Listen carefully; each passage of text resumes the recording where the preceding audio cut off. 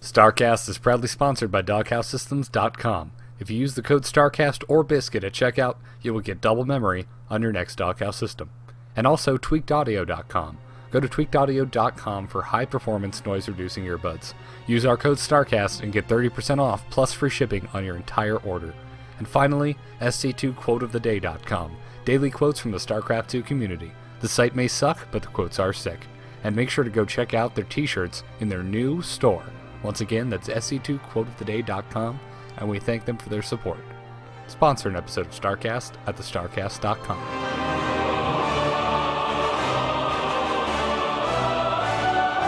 Hell, it's about damn time for StarCast. Incoming transmission. Biscuit.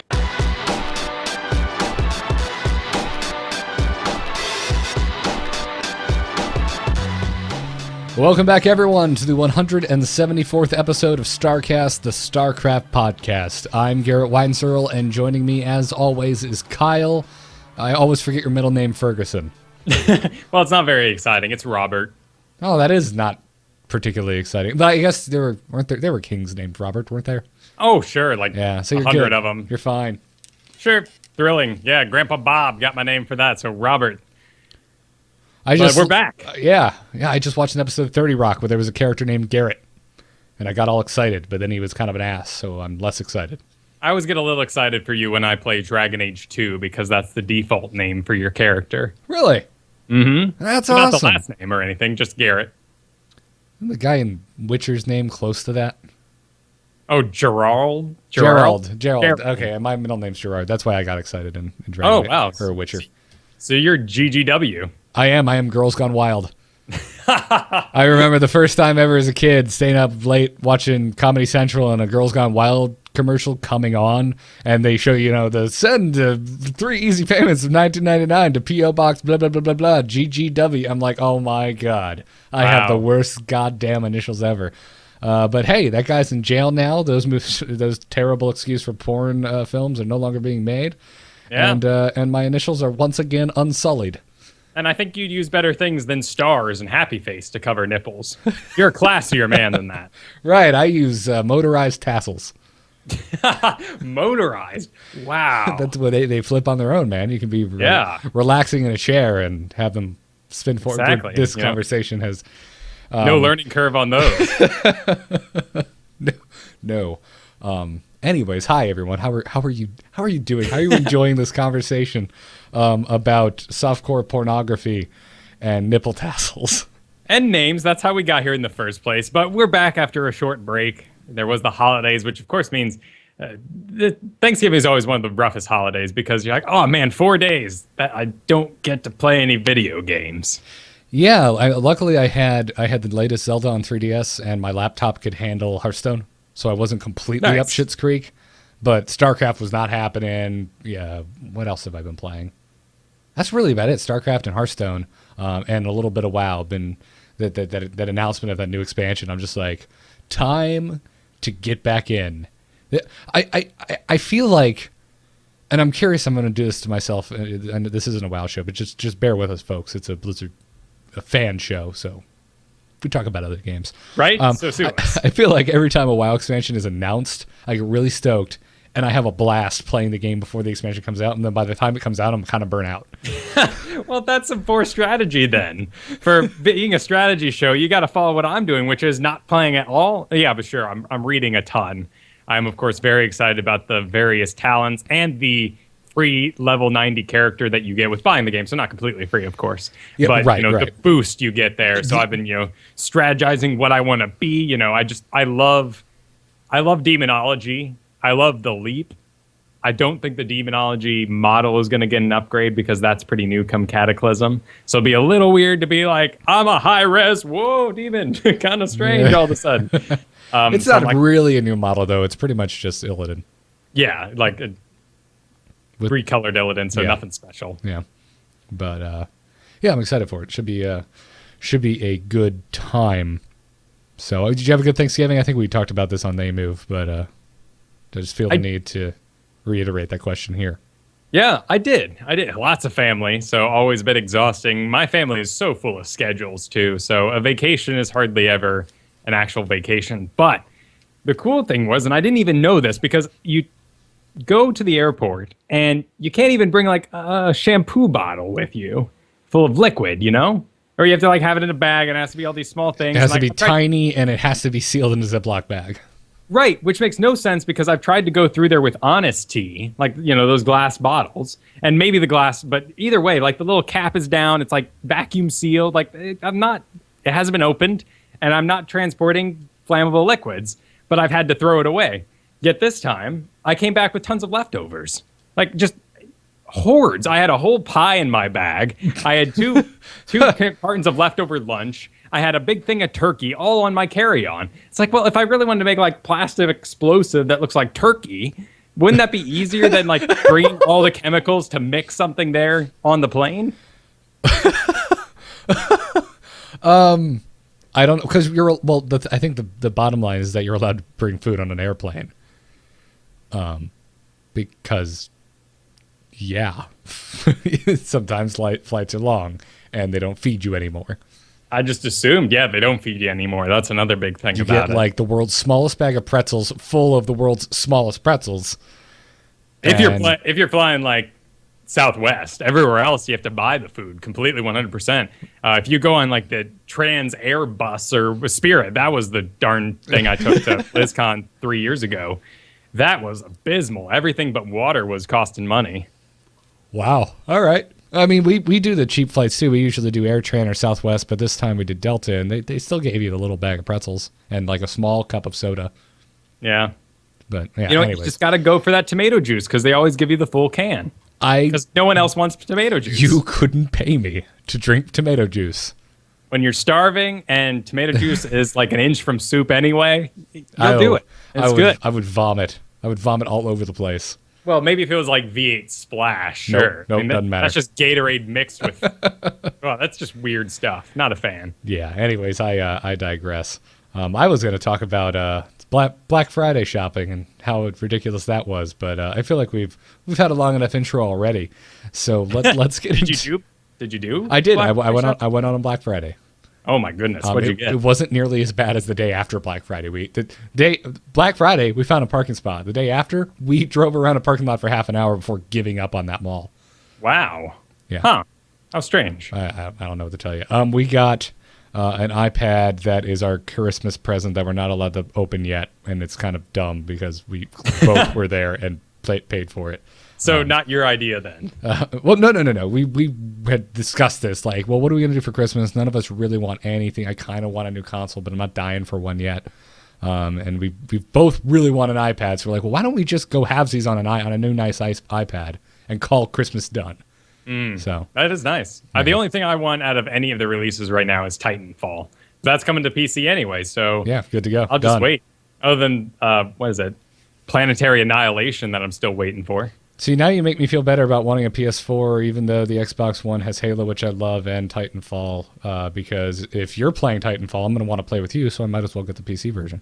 Exactly. But that Halo thing, it kind of has a bad taste in my mouth because they said they were done, and then they announced a new console, and they don't even put it out as a release game, and they say we're going to make one eventually. That's a little dirty. They didn't say they were done once Halo 4 was announced. Reach was Bungie's, like, swan song. It was like their final Halo. But once that other studio opened up and Halo 4 was announced, everyone was pretty much like, oh, okay, Halo's back again. And did you really think for 2 seconds that Microsoft was just going to let that money printing machine lie? No, I guess Come not. on. I mean, I expect some more Nathan Drake. I'm hoping for some God of War as well. Like, I just want him to burst into some other pantheons. That's what I want. Like, beating up Anubis and crap, taking it to Osiris. I'd love that. I've been done with Ripping God of War for a while, but I'm totally excited for more Uncharted. So, anyways, StarCraft, that is what we are here to talk about. We're just a little excited for Christmas. Sorry, we're shaking it off. Let's talk, guys. Let's talk because the news. We do have some news this week. We're excited to chat about it because the PTR is live, Kyle. The new updated public test realm for the upcoming patch. And there's all kinds of technical, interesting things in here that we could talk about. We could talk about extension mods. We could talk about the remastered Brood War music, which doesn't really actually sound all that remastered, if you ask me.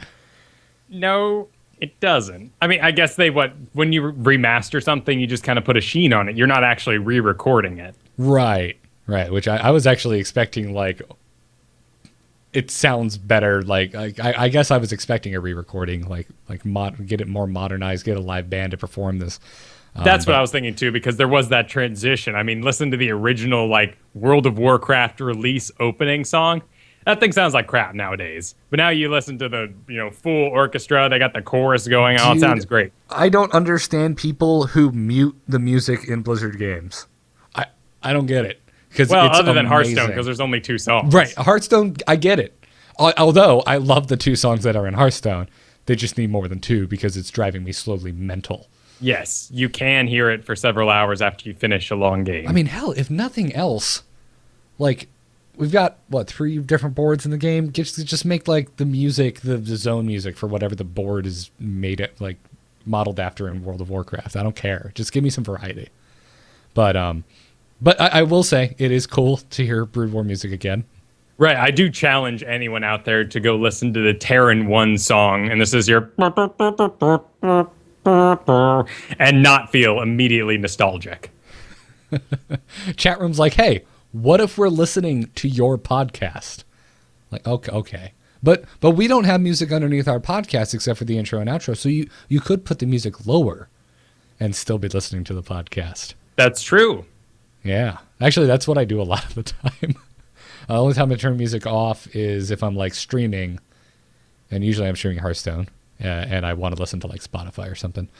But the thing I want to talk about, screw all of the cool like features that actually help the game be better. I want to talk about the ridiculous decal craziness that has befallen us as StarCraft 2 players, Kyle.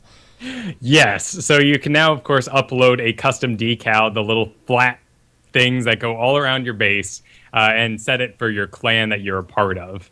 And so this has been wildly abused over the last week. Yeah, just so when I heard that we could upload custom art into StarCraft 2, my initial thought is, oh, clearly we're going to be just freaking buried under mountains of just penises.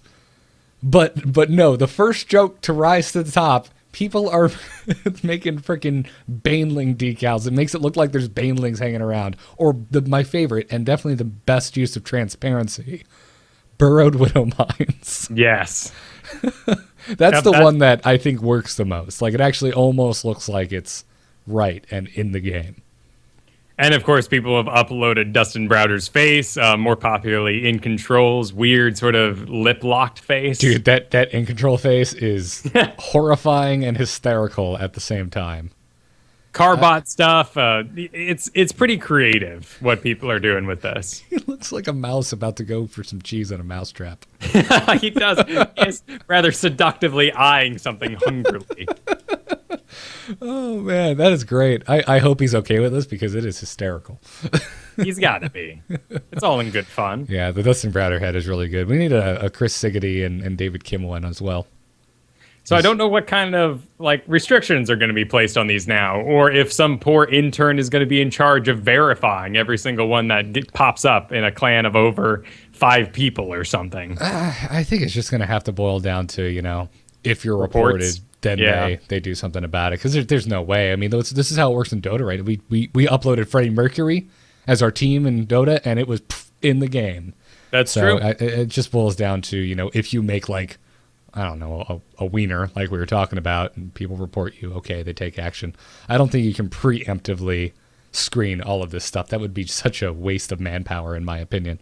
No, but we're not far from the technology for something like that. I mean, you do have the Google image search these days. What was that? A Google image search? Why are you saying image search twice? Because what you can do is you find an image, and then you take it to Google, and you search for that image and what website the image came from. I did not know you could do that. Yes. Why would you need to do that? Well, mostly for porn is what people use it for. Oh, okay. Thank you. This Which is is the why second time porn has been brought up on today's episode. we are, on the internet here, and the reason I can't explain it any better is because I haven't gone to that length for my pornography. So Okay. I'm sorry, internet. I can't help you out. Wonderful. Jeez. How to segue out of this gracefully. Just do it. Just plow on ahead. There's nothing nice you can do. So here. my question to you, Kyle, what decal are you excited to upload and use around your base? Definitely my favorite I've come across are the Banelings, but it is a bit dirty. My own face would be pretty nice. You still have to go with kind of the pattern that works with the base. So Zerg is still going to have the 5-sided prongs. Protoss is still going to have the 4 sides, and Terran gets the one giant one. I will gladly use your face if you use mine. I'm down for that. That'd be great. 2v2s. Well, actually, we can't if we're on the same clan. We'll have to make different clans and then join together. Oh, so these are clan only? You can't just have one for yourself for fun? I don't think so. Okay. Well, we could just upload the A-Move A for the A-Move clan. That's true. Kind of cool looking. But anyways, also the extension mods that we spoke about feels like months ago now. I think it may have been 3 or 4 weeks ago now. Are in there and are available to test now. This is, as we spoke, I don't remember what episode you can go back and listen to, but whatever the case, this means that add-ons or user interface, custom user interfaces like GameHeart, there isn't going to have to be a second version of every map in the game so that the GameHeart user or observer interface will work with it. You make a modification to the StarCraft client, and it creates this mod called an extension mod, and then you can apply it to any existing map. Right, and this is really exciting for the little bit we've seen teased about the Carbot units, where people have actually taken, the little cute Marines and the little cute Zerglings and had them battling. But every single time you'd play with those, you would have to use the map that it's made for. And each time the guy has to remake the map, and what a bother that is. Right, exactly. So this is just great. They said that GameHeart put out another update this week. They're doing really great. Of course, I'm sure they're a little paranoid after being, crowdfunded in this StarCraft community. Like we said earlier, we weren't really worried about them though, because they've already delivered a product for freaking free. Exactly, it's an amazing product. And it's Looks great in DreamHack Winter. But they put out another update, which is zone control, which is really cool, where they added lines so that if you take a base, it actually kind of like lights up the base around you with your color. Oh, that's cool. Yeah, so if you take the middle, the lines on the ground that kind of border that area become yours. Oh, that's neat. It'll look kind of like Tron, especially when you're blue versus red. Yeah, like when the dude's down, putting his hand, using his wizard powers to make the train go. Yeah, I don't care what anyone says. I love the new Tron movie. I will watch the shit out of that movie. I love the girl's haircut, but the movie itself, I was a little disappointed. But then again, how could it not be? It's Tron. There's nothing really more lame than Tron. Oh, we are going to get some emails about this one, Kyle. If that was your fantasy movie, but I mean, I find the first one unwatchable. I can't do it. I've tried. I've given it my damnedest. It's much like Classic Who or any Star Trek that wasn't made by J.J. Abrams. I can't do it. Yeah, see, I can still appreciate those, but I gotta ask, why? Why was this made, Disney? Yeah, because they could. Because they had this cool new rotoscoping technology. So there's that. This is going to be the extension mod is going to be a lot easier for developers too, because this means when they make their modification, they could test it in multiple different environments just by saving it and then applying it to something different. Yep, it's good stuff. So there is that. Also, just announced, so we're kind of reacting to it in real time, is the changes to the WCS 2014 ladder maps and how that's gonna work. David Kim. Well, when I say it was posted 5 hours ago, so while I was working through getting home, making dinner, and prepping for the show, exactly. So I just missed it entirely. In the time period that we are not either the night before or the morning of, really putting our nose to the grindstone and preparing for this show, David Kim just had to throw something big out there. But this is a big deal because with the last WCS announcement for 2014, they said that in order to be a participant in WCS or have your event count and get points for WCS, you must use whatever maps are currently on the ladder in StarCraft. So it's a big deal if we're changing up the maps here, because that means everyone gets to use them. Yeah, he boils it down to two main goals, number one of which being bigger map diversity. And he goes on to say, quote, "We know some players and pros don't like the idea of map diversity because it's difficult to learn new strategies of different maps. But we strongly believe that this creates a better experience in both keeping the game feeling fresh as well as fun to watch." I don't know that I agree with this one. So you disagree with the fact, so you're with the players then that are saying, keep the maps the same because we need that. That's a staple. We need it. To a point. I mean, I like new maps every now and then, but I don't know. I kind of like our staple maps too. Like I like that there's a few maps that have been in for a while. There's known strategies on it. So it's the more interesting part becomes, how does a player kind of use that meta to his advantage? You see someone rush on the biggest map in existence, for example, or I don't. Do you get what I'm saying? Like, no, absolutely. It certainly in the transition periods, it can be really painful. There are those maps in the past, and if you've been watching StarCraft for a while, you've seen where new maps have been out for 2 weeks. Guy completely rushes this one spot on the map where there's this hole in the ground, or this little choke where he slams a couple Marines in there and gets some high ground sight and just owns a Zerg natural or something. And it's sick and ridiculous and shouldn't happen. And of course, as the game progresses, they scout there, they make sure, do that little check just to make sure that's not happening, and it goes away rather quickly. Right. But that initial burst of cheese on a new map is pretty rough. Yeah. Also, but I don't know. If we actually are announcing these with the seasons, and seasons begin with Challenger League like they're going to, and then move into Pro League, well, not Pro League, CODES sort of around the world, then we kind of get that out of the way. It's not an issue. Yeah, I don't know. I've been playing a lot of Dota lately, so I'm used to one map all the time. Sure, and in Dota, that one map is rather important that it stays the same. Yep. That being said, I'd be curious to see a new Dota map. Oh, sure, it'd be fun. I mean, they do the for fun, like, side objective maps around the holidays, and then sometimes they make it snow and make it all Halloween-y on the map, but they don't move a tree or displace a river. Let's not go that far.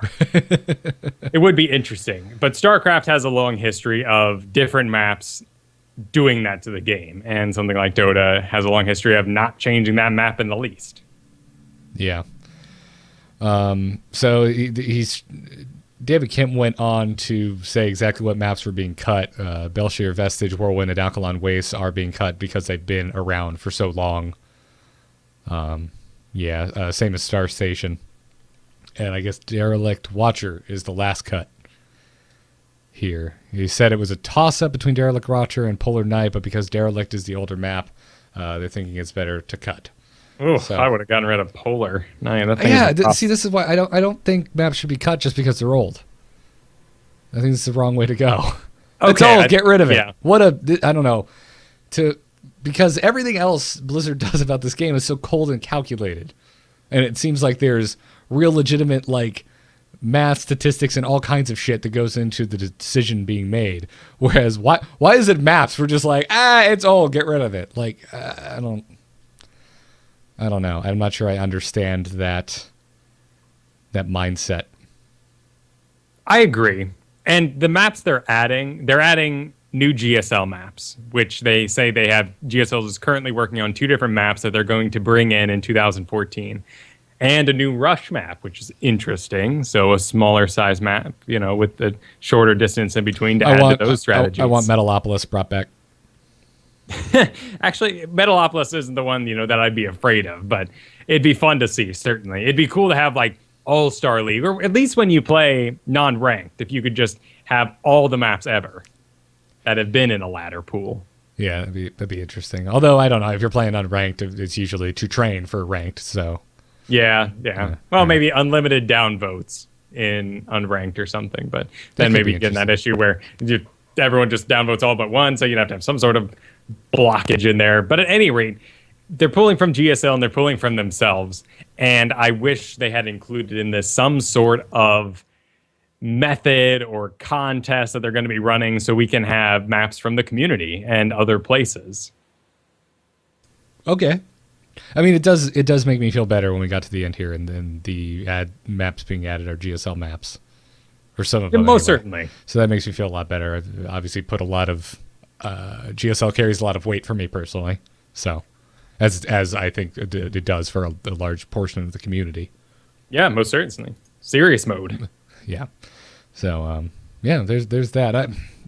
I guess time will tell. I'm not sure how I feel about this. Clearly, we haven't seen a season played with this kind of mentality. So, I guess we'll see. Head on over to the official forums. Check out David Kim's full post and all of the banter going on in there. Whoa, look at this. The first few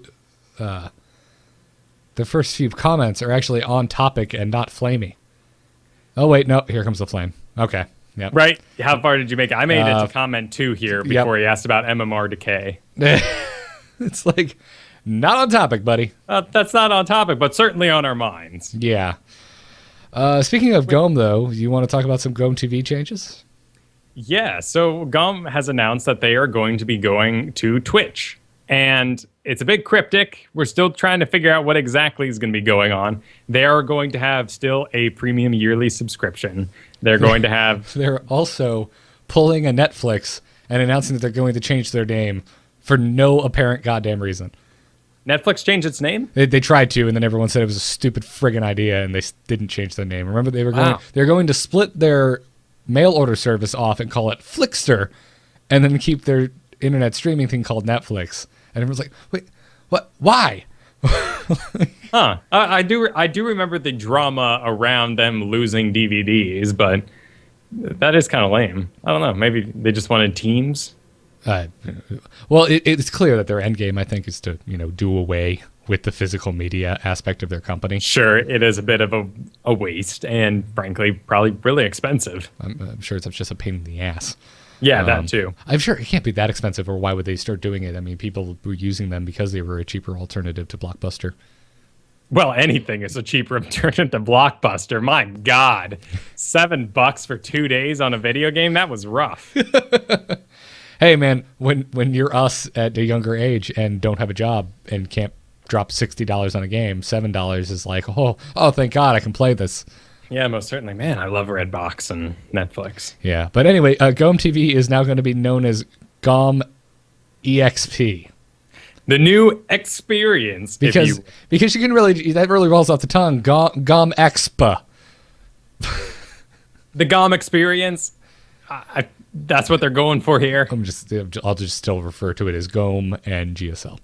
But anyways, yeah, coming to Twitch, that's cool. I'm down for that because their like in-house quality is still subpar. I'm excited for them because they're going to be on Twitch and their production is fabulous. I want people who normally wouldn't see it to see this and realize what a big, cool deal StarCraft is. However, Twitch's track record at the moment for lag is pretty bad, and their video sorting system is pretty awful when compared to GOM's old system, which was really easy. A big old calendar that you just kind of scrolled through and found exactly what you wanted, click on the match you wanted. I'm hoping that they keep that and it just routes you to like a time marked Twitch like VOD. Well, but they also announced that they're starting a YouTube channel. So I'm hoping that once a set is completed, it's thrown to the YouTube. Because we can hope. What you mentioned is absolutely accurate. I love Twitch TV. It's amazing. Their VOD service, like watching videos on Twitch that are already happened, is awful. Yeah. It is a terrible, soul-sucking experience. I do enjoy how you can link to videos, and if someone says, hey, check out the finals, and you have a 13-hour video, they can cue it right to where you need it for you. But which is why load times can get rough. It can get really jittery when it's done that. If you move it around one too many times, it gets kind of a glitch in it. Yeah, I'm glad that you've noticed that, because I was starting to think it was like just my work computer. But yeah, also this is why Spoiler Free SC, the subreddit, is the best StarCraft subreddit. Pretty much. It's amazing. Yeah, like I've caught up on DreamHack with that. Love it. But if you people always, what's your favorite fan site? r/Spoiler Free SC. It's amazing. There you go. That's all you need. I had an email, because we're doing the Angry Chicken, the Hearthstone show, and so we've got a lot of people where Hearthstone is kind of their first dabbling into what is looking like is going to be a legitimate competitive game. Sure. So I'm beginning, a couple of people are like, so where do I go to watch competitive games? Like, period. I want to watch StarCraft. Where do I go? And I'm just like, oh, you just head here. I love Spoiler Free SC. It's great. MMR decay. Kyle, you brought this up briefly because it was brought up off topic in David Kim's thread about the WCS map changes coming in 2014. Well, that's not really why I put it in there, but if you put your ear to the ground and listen to the community this week, it is all about MMR decay, and mainly because of the new league distribution, which isn't so new. It's been around for a bit, went out at HOTS launch, but if you're thinking that we just had the biggest final of the year, and we're kind of in a down period, people need to recover from that. People got burnt out, so they're now getting back into StarCraft, starting to get excited for next year because the news is coming out about it. So they go to their league, they play their game, and they find out they're in gold and bronze. I used to be diamond, now I'm in gold. Like, what's going on? Well, there's MMR decay. When you don't play for a while, it moves you down. However, now with these sort of squashed higher leagues, that means that someone who was in Masters was replaced by someone who's been playing a lot more than him, and his MMR decay put him down into Diamond. But then because of the squish thing, he got pushed out of that, and then he went into gold as far as that. So basically right now, the leagues are completely messed up. It is a mess. You're finding a very wide array of skills in a single league, such as gold. Now, this is great, of course. Like we've talked about in the past, we talked about this change coming and how, silver is going to be a silver, gold, bronze. And this is taking up the majority of the player pool now, and the higher leagues are quite small, which makes those higher leagues really important and really cool, right? To stop you for a sec, though, the bronze, silver, and gold were still the majority before. Right. Not by as wide a margin, but they were still the majority. I just wanted to add that. You made it sound like maybe they weren't. But well, we can put it this way then. Bronze and silver in the past made up 40% or so, about 45%, of the entire ladder. Now it's up to 65%. Holy shit. So there is a lot of people That's a lot of bronzers. Well, silver as well. Okay. But that's a lot of people who used to have a league worth bragging about and have now found themselves in a league that's not very motivational to play. And when they're already feeling like the game is, dying down, there's less people playing, I'm lacking motivation anyway to play in ladder. Now I find out when I do my placement match that I'm in a ridiculously low league, or that I go into my gold and I'm fighting at the same percentile level. I mean, really, the top of gold is fighting in the percentile level of the old diamond. Yeah. Okay. All right. So my reaction to this initially is, this is all. Your rank, the leagues. I don't know. It's all artificial. It's all dictated by Blizzard. It is what Blizzard says it is.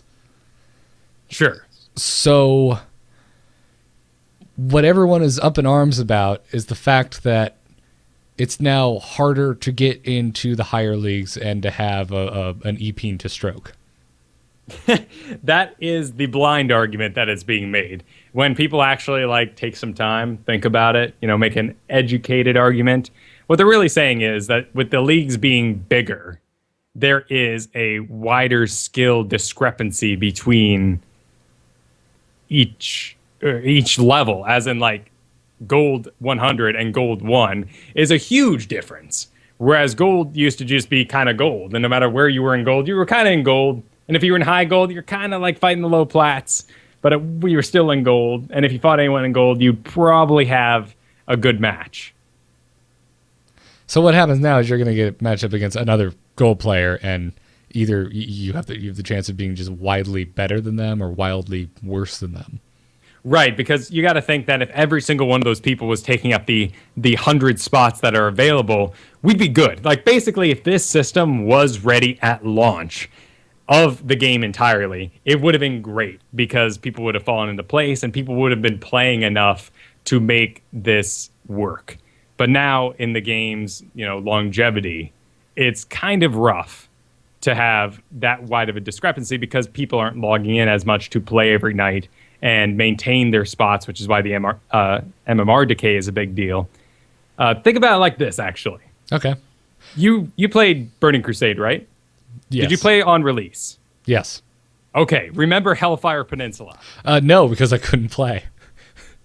It was just down half the damn time. Okay, well, at launch, they had too few creatures. And everyone was fighting over boards and destroying catapults, and it was just a mess. So they cranked everything up really, really high. So the spawn rate was seconds. And then everyone was great, and it was awesome. But come 2 weeks later, when all the tunes had moved on, the place was a death trap. Because no matter where you went, You're no matter right, what I do you remember killed, this. It was just overwhelmed with creatures. Oh man, I forgot about this. Yeah, now it's dynamic in that game. But dear God, they made so many wonderful improvements to Warcraft. Right. So this is, with that in mind, this is kind of blind to Blizzard. During this downtime, when less people are playing, the MMR is still decay, is still turned up all the way. So people who only play once a week are really feeling the suffering when those top leagues that they want to be in are small now and they get kicked out so quickly. Okay. All right. So I've only seen this graph. I have not read the Reddit thread or the forum talking about this. So is the majority of complaints that damn it, I'm in a lower league, or is it MMR decay?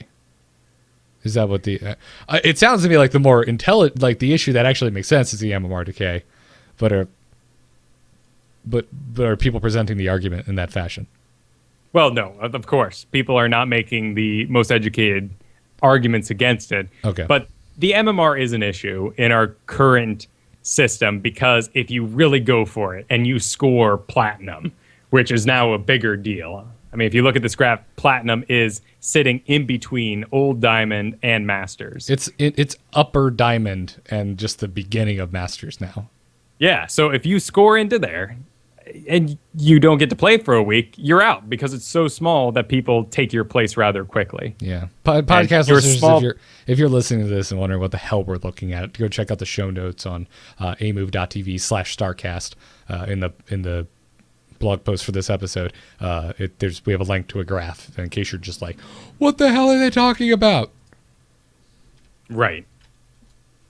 So it is an issue. It's an interesting issue because, I mean, they can't make people play more, and you do want a certain level of, skill decline if you've been away for a while. But that also leads to ridiculous situations like you and I when we were playing twos the other night, and we're just taking things dead seriously. Like, I remember I scouted the front of the guy's base, and I'm like, man, they didn't wall off. And we just go scouts everywhere like, oh my God, there's proxy barracks. It's a madhouse. And we can't find anything.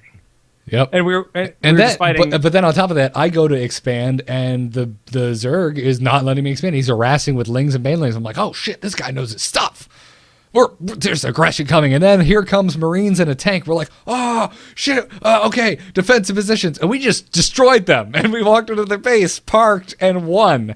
And we were like, oh, and then we get placed in bronze.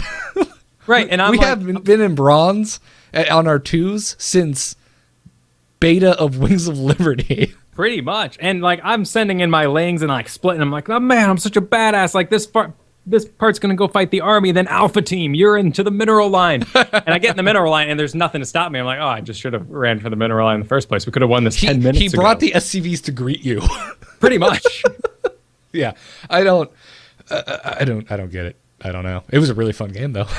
Yeah, no, I've certainly been enjoying myself in bronze, been having a good time, but I am actually fighting some pretty decent people, and this is going to take time to work out. Yeah. So if you are experiencing this, of course, you know, the MMR decay, it is an issue, certainly in the higher leagues. In the lower leagues, you're going to drop a couple points. They're large enough now that you're really not going to go anywhere.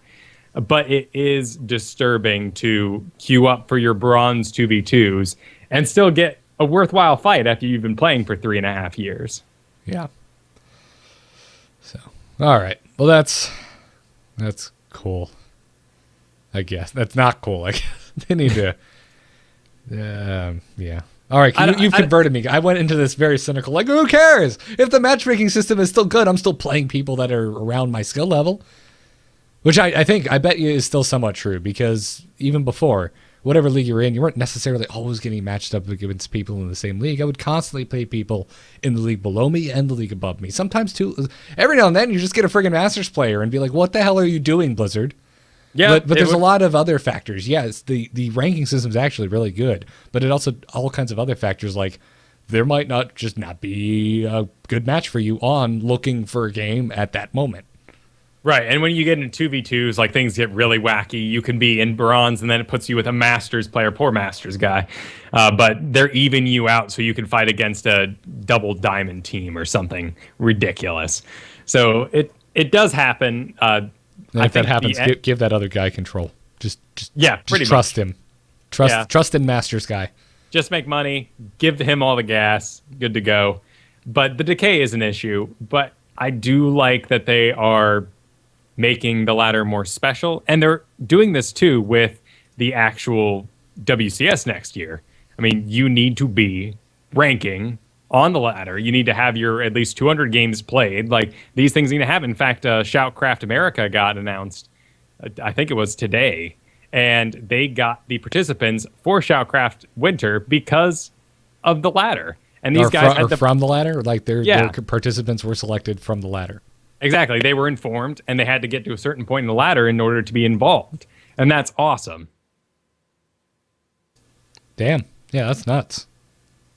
Well, that's what you want. You don't want to, and plus something like that where Shoutcraft America isn't run by Blizzard, so they can't just like wipe away the barcodes and see people's names that are in Grandmasters. Like, this now forced these people to put their real names on the ladder, which is the way it should be. Okay. So that when we click on that GM, box in game, we actually see some real information. And I want to know they're battling. That they're actually like participating in the game, rather than often super secret training missions. Okay. Huh. Yeah. Well, I agree. This is something I think we brought up all the way back when we were talking about the International 3, and the difference, like how transparent the pro scene is in Dota when it comes to like the in-game client. Yeah. It's just like, hey, they're training. You can just get in and watch the game. Hey, this tournament's going on. You can watch whatever the hell game you want in the damn client. Doesn't matter if they're actually streaming or broadcasting that game. Right. I thought for a second you were saying the scene was transparent, which is not true. Oh my goodness. You think you have a hard time following a couple names in StarCraft eSports. Deal with a team and the drama that comes of a team losing a member or kicking a member off. And oh my goodness, what a mess. Our next podcast will be a Dota show, but it'll be entirely like a TMZ column. It's going to be nothing but the drama of teams. That'll be it. Yes. We're going to wear like chino shirts. And like turquoise blazers. Well, they've already got that covered. Or at least the one dude does with his ridiculous get-ups and hats. Oh, no, he puts just a standard turquoise blazer to shame. That's not enough for him. He's got, oh God, what's that guy's name? Bruno. He has the most phenomenal jacket collection I've ever seen. I thought when you said TMZ, you meant, what, EXC? Most Extreme Elimination Challenge? No. Which I'm totally for. If you want to start a show where we recast games to be nothing about what they're about. The StarCraft Comedy Hour. Love it. Done. On Team Liquid this past week, user Existor posted a rather lengthy, detailed, and quite awesome guide to the Swarm host. And for those of you who listen who's like, this show, damn it, StarCast, sometimes you get too technical. This is a guide geared and aimed at beginners. It is really intense. This guy posted this originally back in, what was it, January of the beginning of this year. And he has been adding to it steadily over the year and pretty much put his seal on it that it's ready this past week on, let's see, it was November 27th. So it's all set and ready to go. And he's got videos and links and everything else you need to know. But as to some of the quick little tips that are hidden throughout this thing, because this is a long article and I did read it all excitedly because, of course, I love my Swarm hosts and I want to use them more. And the speed of a Swarm host is always slightly higher than the speed of a Locust. So if you're actually trying to push with Swarm hosts, after you spawn, you should probably get them up and move them and then burrow them actually closer because you're going to cover much more ground than even if you have extra pushing room on the life of your Locusts. Okay. Yeah, this thing is insane. It's intense. I love that. It says for beginners, and yes, I guess it starts off kind of simple, but this thing's a book. This is like a instruction manual for a freaking like model rocket. Maybe not for beginners. I would agree with that statement, but he lays everything out really well. And the point he continues to make throughout this whole thing, if you walk away with one thing, it's that Swarm hosts do not win games unless you support them. Swarm hosts are basically winning support. Okay. And there's some really cool games of like, and they're not, games that you normally hear of or any sort of finals you've seen before, but just of guys like really babying this pile of like 10 Swarm hosts and how much actual damage it does when, a bunch of Marines just can't run on top of them or around them or drop on top of them and end it with a good scan. Yeah, well, you of all people, you are kind of the herald, I think anyway, of playing a game the way you frickin' want to play it and figuring things out for yourself and not just copying what happens to be working at the moment. Yeah, it's something like even this though great. your Hearthstone play is the exact opposite of that. What do you mean? You're playing the same bullshit hunter deck that everyone else is playing. Oh, snap! But I came up with that bullshit all by myself. You did. And that just further fuels my fire that it's not that good of a deck. It's great. It's amazing. Beast-centric. I have a green Magic the Gathering Beast deck. I mean, what do you expect? I looked for the synergy and I found the one deck that had Yeah, but the Beast deck in a Beast Hunter deck in Hearthstone is like the exact opposite of like a green beatdown deck in Magic, because green in Magic is like all about big scary creatures for cheap cost. And well, they haven't added trample yet, so I can't really do that. Right, exactly. And in Hearthstone, they're all like one drops. They're the smallest, most pathetic little dudes ever, but you can flood the board in one turn. I'm trying to get away from that. I want to get my my Pride Lion and some Tiger dudes. The Savannah Highmane. Yes. Yeah, Savannah Highmane. And that Stealth Tiger. The Stranglethorn Tiger. And the Beast. I don't know what Beast. What Beast? Oh, it's called the Beast. Oh, it's just called the Beast? Yes. I don't know what that is. It's that you have stumped me, sir. From like Molten Core, that the two-headed. Oh, it's called a Corehound. It's called a Corehound then. Right, but there's a special version of it in the game that's called the Beast, like a legendary one of them. The only legendary for hunters is okay. I'm gonna have to look that up. I don't know about that. You got King Crush, but then okay, you got it doesn't matter. This isn't a Hearthstone show. Move on. We will have this discussion after. We'll do the after show where you and I bitch at each other about Hearthstone. Sounds good, because I have some beefs with you and that frickin' 8 random damage to everything. 8 random damage. Oh, Ragnaros? No. The best legendary in the game. Oh my god, I did this again. I'm so sorry. But the paladin spell that costs 8 and does 8 random damage. It doesn't cost 8. I believe it costs 6. Anyways. Oh, I hate it. That's all. I just hate it. I hate when that happens. I hate Consecrate. If it's any consolation, I believe that might be my strongest deck, but it's not my favorite deck to play, and I haven't played it all week. Moving on. If we talk faster, this will make it better. That we're not talking about StarCraft. Moving on. Moving on. BlizzCon. No. I got to throw out this tip because people need this. Sorry, back to the Swarm host. Because when your Swarm hosts spawn the Locusts, if you have any units hanging out in front of them, it just like carries them away on a wave. and it looks ridiculous. You're trying to pull them back, but your roaches are like, just caught in the wave and get like, a soccer carried on a winning streak over into the enemy's base and die. But if you hold position, those units that are in the tide of the washing locusts, the AI actually moves around them rather intelligently. So if anything's standing in the way, if for some reason you want to spawn locusts and then pop up immediately, and then your swarm hosts get caught in the locust and carried off, just hold position them, and the locusts will easily move around. Just flow around them as if they were an obstacle on the actual map. Yes. And one last tip for everyone, because this is a cool one. On the swarm host, you do the attack, and then it sets the rally point. Mm-hmm. Instead, use the actual rally point button, like you would for a building, on the control panel there. This will set the rally so that it doesn't move when you pick up your swarm hosts and move them. So you can actually burrow, send the wave, then pick them all up, arrange them, nicer, give them a nice little spread so they don't die in one scan, and then reburrow them, and boom, that rally point is exactly where you left it. And you don't have to set it again. I did not know that. I didn't know it either. That's kind of awesome, actually. Really cool. Damn. All right. Bring it on. Any closing thoughts on the swarm host, or am I allowed to move on now? You can move on. Are you done with your love letter to your favorite unit that actually isn't that good?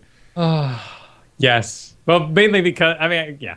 I don't need to explain my love, but it also means... I love them too. They're just highly specialized. Yeah, and they do not get any play. Yeah. And, well, we have some games to talk about today that I'm just okay. disgruntled about. Yeah, anyways. Don't know if you guys knew this, but BlizzCon 2013 has happened and has since passed. What, it's over? Yeah, it's over. It's been a month now. Holy crap. Well, almost a month. Oh, God. I just got rid of everything on my desktop. You're back, though. Okay. BlizzCon 2013. Just today, as a matter of fact, yesterday, I think Blizzard sent out a survey about BlizzCon 2013. Now, don't stop. Don't turn the podcast off. I promise you, we're about to have an interesting thing to say about a survey. One of the questions that were asked in the survey was, imagine a future BlizzCon experience that separated the convention floor from eSports tournaments. Which of these three options would you prefer the most? And they go and it asks, do you want an all-access pass, a show floor pass, or an eSports-only pass? Now, I said I wanted an all-access pass, goddammit, because I enjoy BlizzCon. But that doesn't mean I don't think they should necessarily not have an eSports-only pass. Right. It's a tough question. It's very interesting that they're thinking about this. For me, the all-access pass, I love the idea you're in BlizzCon. There's all these different areas that have different energies to them. And you have the esports pit where, stuff's going down. People are screaming all the time. It's so cool to be like standing in line for Heroes of the Storm and like hear everyone go mad and then go, ooh, what's that over there? That's awesome. And of course, I want that exposure from WoW people, discovering StarCraft esports and everything else like that. Happens every year. Every year I see somebody who has clearly never seen a pro StarCraft match ever walk by and go, sit down and thoroughly enjoy themselves. Right, and just like camp out for the whole week and then not even realize they did it. But I absolutely believe there are people at this last BlizzCon who walked in the door, ignored everything, made it straight to the esports pit, and sat there the entire time. That's a good point as well. And should they be paying the same as everyone else? Not really. That's not fair. Yeah, but the thing about BlizzCon, if you've never gone or even inquired about attending BlizzCon, is it is expensive. It is expensive, and it is $175 a ticket. And it sells out usually within 30 seconds of tickets going on sale. Pretty much. I mean, the server is full, has everyone in line that is going to get those tickets in the first 2 minutes. Yep. And it's a madhouse. And maybe an esports only event would allow people to maybe relish in the esport a little bit more. We would have more true fans show up that... I'm sure we had some hardcore fans at this last BlizzCon that came and paid to be there for the WCS finals. But yeah, it might be a cooler experience if we can open that up. Yeah. No, I'm totally down with this if it's like if they make it convenient. Like, I hope I don't need to I don't think they need 3 passes. I think they need esports only, and they just need BlizzCon. I think if you have a BlizzCon pass, you should be able to go watch the freaking whatever tournament you want. Sure. It would be interesting, though, to have it at a completely different time. And BlizzCon is its own thing, all about the games. And I mean, I barely stepped away from the voice actor stage this past time. And there was other things. I mean, I got to try all the games once, but would have loved to try them again. I mean, that place was thoroughly packed with things to do. It didn't even need esports. Yeah, I don't know. I feel like it'd be real quiet without esports. That's what I was saying earlier. Like the energy. It would not have the energy, yeah. Yeah, so it's a tough call, but plus it's again really friggin' expensive for me to fly my ass out to California, and if they broke it up into two separate events, then you're doing that twice a year. I'd be real hard pressed to choose just a tournament over BlizzCon. But there is a different energy at something like an MLG or a DreamHack, and that'd be pretty cool to be a part of. Honestly, I don't think it's that big of a difference in terms of the feeling of being there. Well, BlizzCon was superior. Live esports it's nuts. Like if you're not a sports fan like I am, you finally get it. Like you're just like, oh, this is what everyone's into. But I don't know. I would like it to happen simultaneously, and I think it should just be all access or esports only. If they break it up into 3, my BlizzCon pass better be freaking cheaper. Sure, and I would hope for that fact that the esports only people are cheaper. But I wouldn't want a separated floor. That's the big thing. Right, you just have like the guards that they have local security work in the entrance into the con. You could just put a station of security between the tournament area and the rest of the con floor, and you just have to check bags a second time or something and show your badge. Yeah, that's not as big of a deal. I would just hate to, completely lose that from the scene. Yeah. See, that's the thing. I'm totally down with them splitting it up if it's that easy. If it's that seamless, I can just, whatever, just walk over and sit down. But it's interesting they're thinking about this. It's interesting that they asked this question, too, because it makes it sound like they could be doing another BlizzCon final next year. Or are they going to move it around and let, Europe have one? Yeah, I don't. Europe has DreamHack. Screw them. I don't care. they have what looks to be the biggest goddamn awesome party ever. So no, it better be over here, damn it, because MLG is useless now. They don't have StarCraft. And yes, in my book, that equals useless. It is interesting to hear a critique to MLG here, because I am, watching some of the Dota events happen. I'm too, actually, but.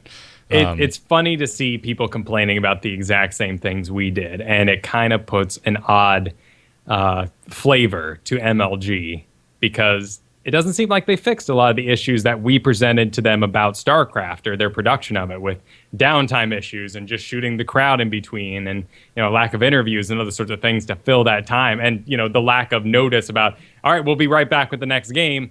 Is that 5 minutes? Is that 30 minutes? We don't know.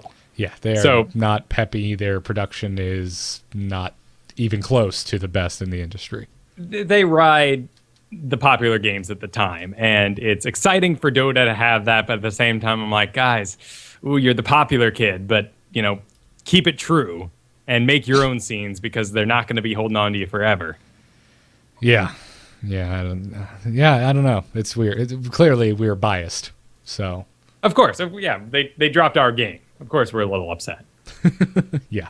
So, anyways, speaking of esports, let's talk about some esports, because there's been quite a few happening since the last time we recorded an episode. Damn you, Thanksgiving. How dare you be so delicious and require my time. DreamHack Winter happened this... It was this past weekend, right? Yeah. Yeah, no, 5 days ago. Weekend. Thanksgiving threw such a wrench in my brain. Someday, man, I've watched too much football, because that's what was on this past weekend. And if I could have DreamHack on the TV and, surrounded by people who might actually care, rather than having to defend myself. My internet connection was garbage where I was. I was able to call into the Coverthon and play a little Hearthstone, but streaming DreamHack in a quality where I could actually see what was happening was just not going down. But I luckily, thanks to Spoiler Free SC, I caught up on the VODs. I feel like we're sponsored by them or something today. I'm gushing on them, but I just seriously like that site. We should be, but I know those guys don't have money. I mean, those are just dedicated. Well, David J. Hawk is just a dedicated man who continues to put these together. And if he takes a weekend off, he heads to the StarCraft Reddit and auditions people to find out who's going to be taking his place. Respect your way, man. Somebody give this man a hug and make it awkward and tight. Awkward, tight hug. Hold an extra 5 seconds. So, anyways, this is where I would normally go. This is where I would normally go. Holy crap, dude! These finals were better than WCS finals. But this year, that's not really saying much. Oh, rough. But yes, they were actually really good finals. It was Taja versus Life, and that is quite the lineup to have at a DreamHack. Yeah, it is. Let's just gush over DreamHacks for another second here. Their production quality, always spot on. Love the lasers, DreamHack. And their miking of the crowd is one of the most overlooked features of the other tournaments. And DreamHack does such a fabulous way. You can hear the crowd go nuts, cheering, getting ready for the next match. Love it. Keeps the energy going. Yeah. I don't know. I feel like I've said my piece on DreamHack many a times. It's just they're the best at what they do. They're really free. And for the love of God, please, what was it? Robert Olin, get DreamHack, one of them over here. I don't care where it is. I will fly there. I don't give a crap. Put it in Canada. I finally have an excuse to go to Canada. It's right there. I've never been. It's right across the bridge here. I never go. It's really close for you. Well, of course, we're talking about Canada. You can just cross the border and you're where you need to be. It's kind of big up there, but yeah. Nonetheless, but I'm sure they think about the same place, with America. They're like, "What? You don't need a DreamHack." First of all, DreamHack only comes one place here. Damn it! It comes to Stockholm, or it moves around a little bit. But you get all these MLGs every year. What's your issue? You have NASL. And it's like, well, no, the United States is rather big as well. And NASL never moves, and MLG doesn't have games that are fun except Dota. But yeah. If you like Call of Duty, man, if you love watching an almost unwatchable competitive game. Hell yeah. MLG has you covered. Send your emails. I don't care. Have you looked? Have you gone back? I haven't watched. I clearly have not watched every game from the series. Have you looked at Taja's run through this tournament? It is a domination. It's ridiculous. He beat Innovation. He beat SOS. He beat Hero. He beat MMA. And then, spoiler alert, he won the whole goddamn thing. He sure did, and you combine this with the Red Bull Battlegrounds that happened another week ago because we missed the previous show, and what you have is just a face-palming amount of Marines, and I'm upset, Garrett. I'm a little upset because I'm watching these Zergs do the dance, break dance, man, really get into it using multiple units. Granted, most of them are Banelings, Mutalisks, and Zerglings, so not the biggest variety in the world. But damn it, that's 3 units against their 1 unit. And a caster would be like, oh my God, where's the Terran getting all these? Well, I'm like, well, it's one building, and it has a reactor. So it's not that amazing. There's one building times about 9 and reactors. And 1 tech lab for upgrades. They probably swapped it onto a factory a long time ago. But either way, these games were fantastic. They were really freaking good. I don't know, man. All I can think of is the other tournament that we haven't. It's 2 weeks old now, but we didn't get a chance to talk about was Red Bull Battlegrounds with Bomber versus Scarlet, being just probably my favorite series in the last few months. Yeah, not the finals of the thing. No, just the best damn games. A fabulous run. If you don't know about Scarlet and Bomber, they have continued to meet in tournaments, so they kind of have this rivalry going. They get inside each other's heads. Yeah. And that was just an awesome TVZ. Not to mention fan favorites on both sides. Bomber just being known as just a sick freaking baller of a Korean Terran, and Scarlet being one of the most legitimate foreign hopes we've had in a long time since Stefano. Yeah. And it's really cool that an event like that, Red Bull Battlegrounds, is a little more personal. It is invite only, so there's a lot smaller pool of players. And it's cool that Scarlet's kind of come into her own. and really showing some personality up there as well. Yeah. Plus, just holy shit, man, she's really good. But that aside, what I'm coming back to is like I don't know. I guess life did, because Scarlet. I feel like watching those games of Scarlet against Bomber. I feel like she managed to overcome this just marauding Terran death march by sniping every medevac she possibly could. Any chance she had, she was killing gross. medevacs. In Game 3, Bomber was making 13 Marines per production cycle. Okay. And they were parading. It was disgusting. Yeah. But he didn't have the... medevacs are like the gas to the tank of the Terran war machine.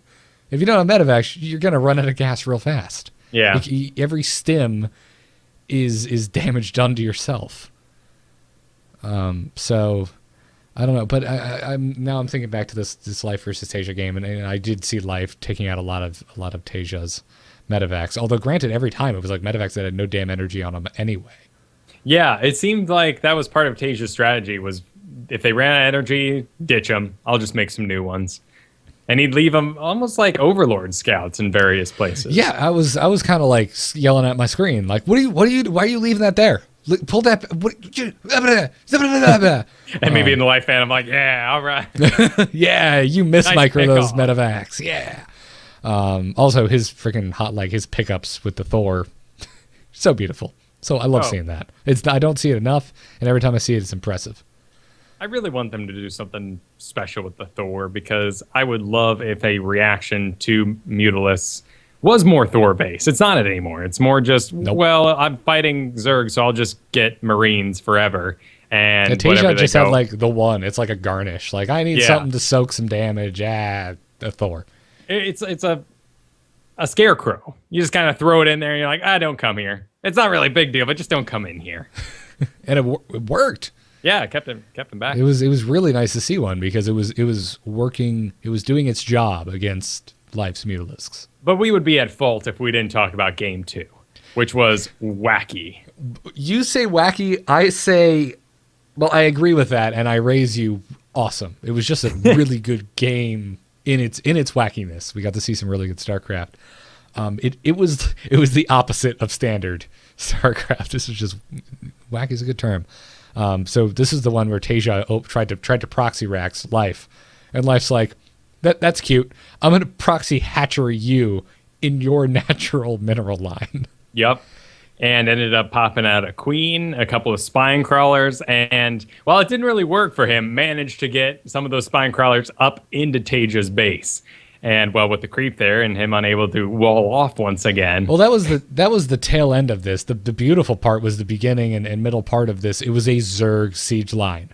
It was amazing. He spread creep up onto the top of Tasia's ramp to where, like, Tasia was walled off. Okay, cool. You're a good step. Then he immediately, like, abandoned his proxy, built a barracks at home, built a factory to get a siege tank out as soon as possible, which was the right call.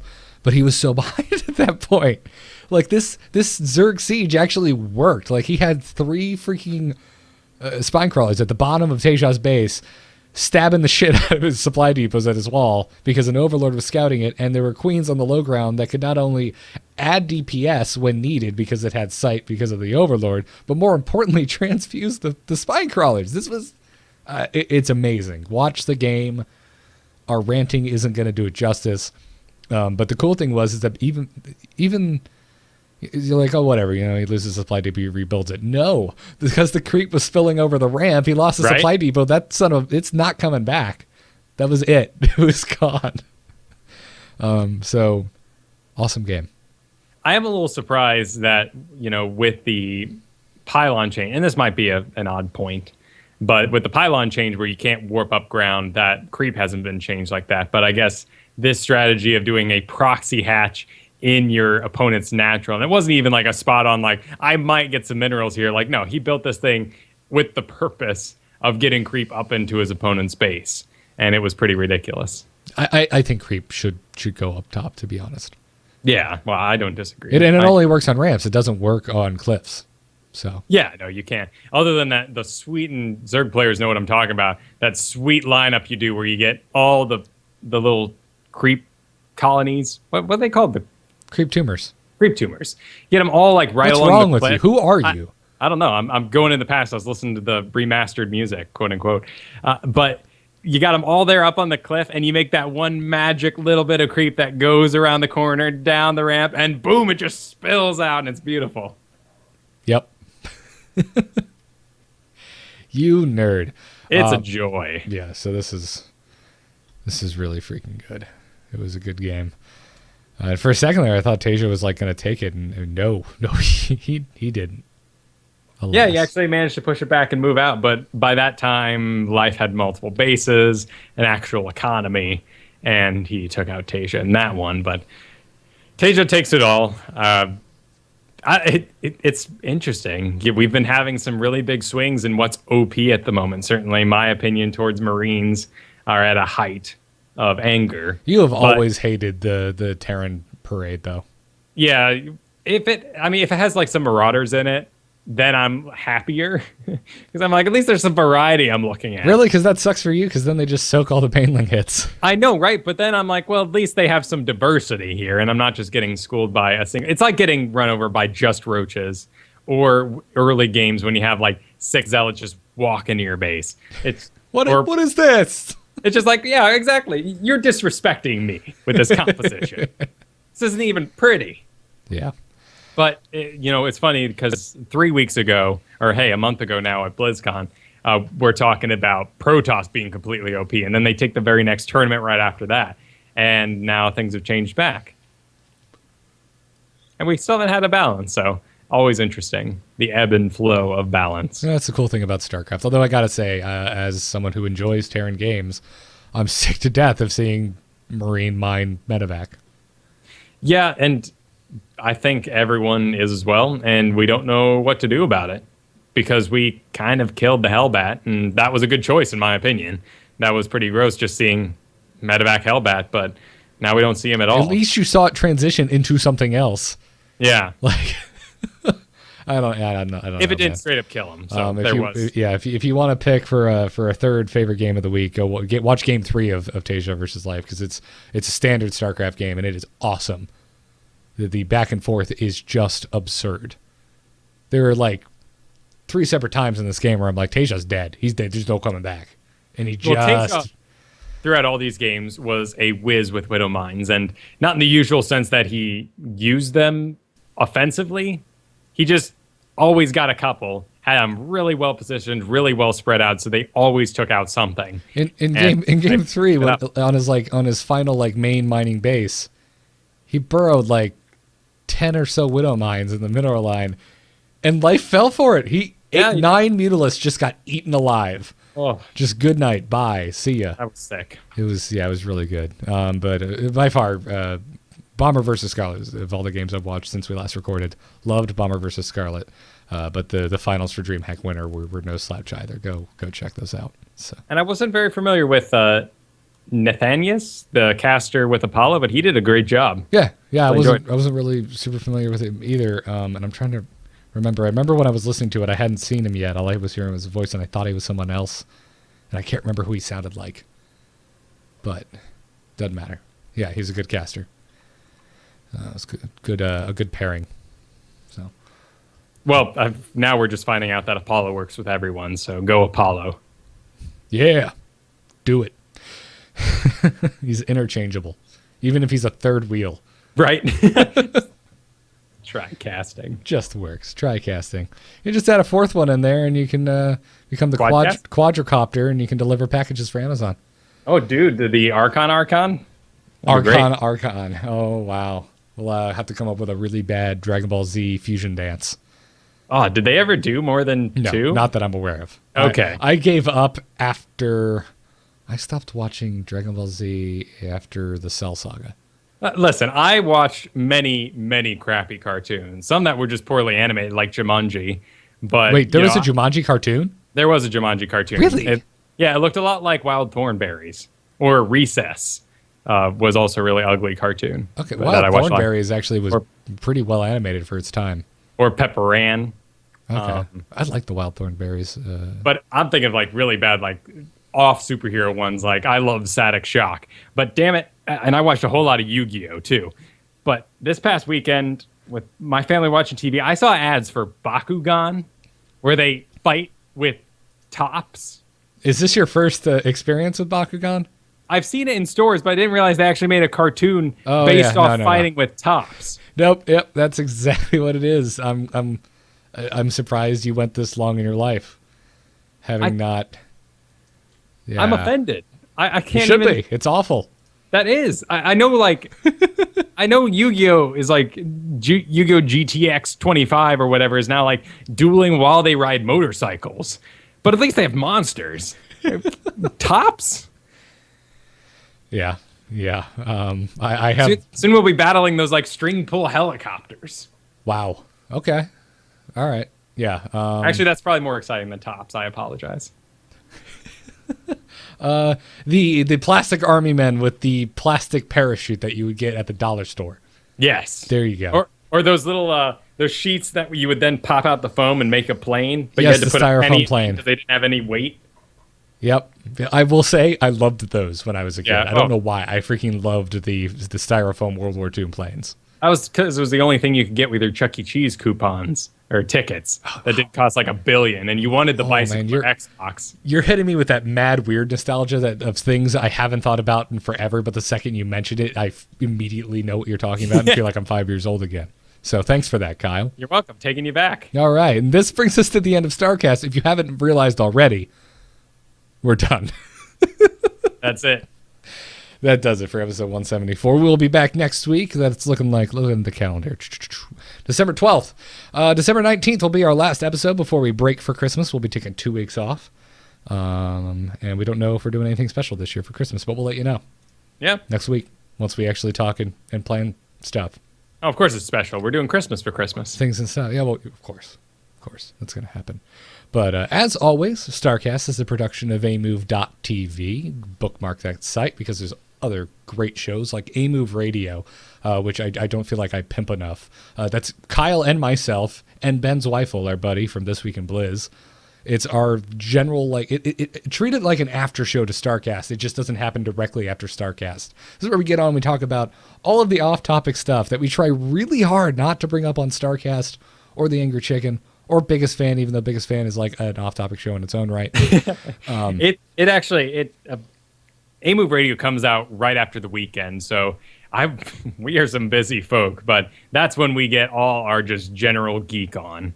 Yeah, we talk about Korra, Doctor Who, new consoles, Zelda, lots of Dota. We talk about Dota almost every friggin' week.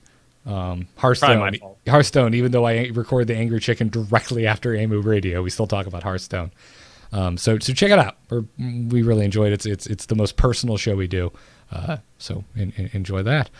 Go to amove.tv/StarCast for the posts for our shows and the show notes and all that jazz. We record live at 8 p.m. Eastern time on twitch.tv/AMoveTV. Follow that channel. You won't miss a show.